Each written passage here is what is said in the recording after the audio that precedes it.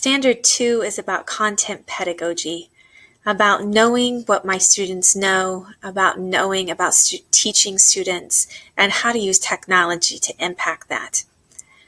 For a kind of a foundational level in 502, I created a website about the constitutional monarchy in England because, frankly, it's something my students struggle with.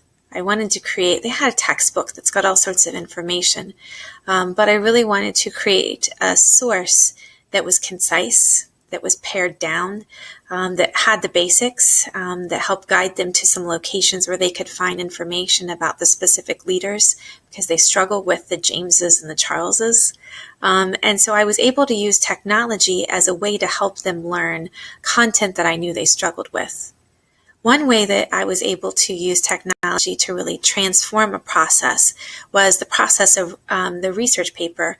I created an online course for our banned book research paper for American literature.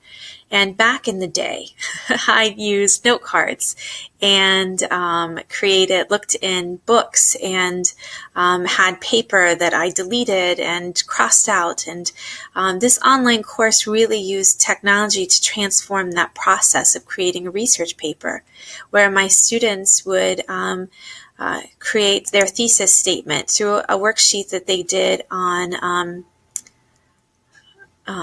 Google Docs. And then it also directed them to creating their annotated bibliography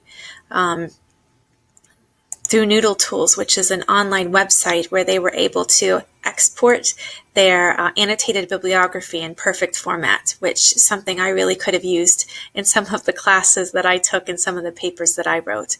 So both of these show how I was able to use technology to change student learning, to add it to what I already knew about how the students learn and what they struggled with in my classroom.